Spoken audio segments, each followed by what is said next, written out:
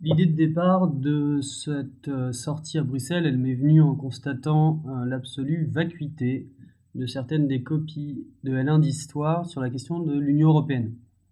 J'avais bien senti dès la séance concernant ce sujet que ce n'était pas la tasse de thé des étudiants. On s'est donc retrouvé un matin très froid, il faisait au moins moins 10 degrés, dans les couloirs de Nanterre pour partir vers Bruxelles.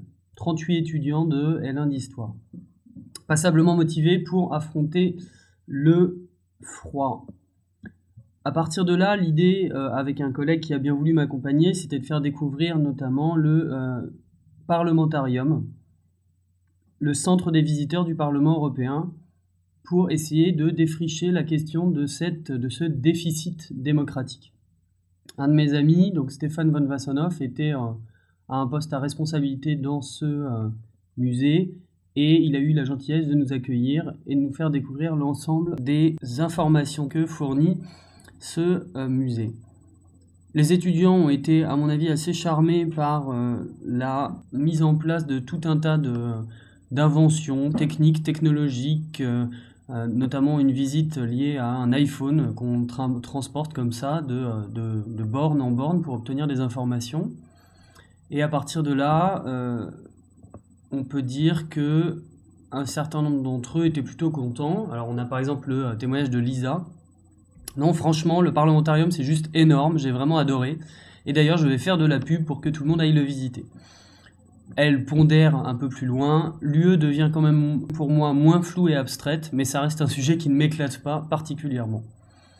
Alors évidemment, un des premiers aspects, c'était de découvrir la démocratie européenne, comment fonctionnent les votes, qui sont les députés. On peut par exemple, à travers un ensemble de photos des députés, les sélectionner et leur envoyer directement un mail à leur travail. Mais effectivement, il y avait aussi l'idée de débattre sur ces questions, de découvrir tout simplement un certain nombre de capitales européennes dont on voit les illustrations dans le musée, et de se familiariser globalement aussi avec la ville de Bruxelles. Comme souvent dans ces voyages, ce qui frappe le plus, c'est peut-être les différences culturelles avec le pays visité, et même si la Belgique n'est pas très loin, certains étudiants ont été frappés par la gentillesse des Belges, je cite donc Bodo, l'accueil des gens, ils sont très aimables et très polis. À partir de là, on est allé visiter le centre de la ville. On peut donner le mot de la fin à Johanna, qui dit « En résumé, lorsqu'on voit une ville représentative de la politique européenne qui est si intéressante, cela donne évidemment envie d'en savoir davantage sur les origines de ce dynamisme. »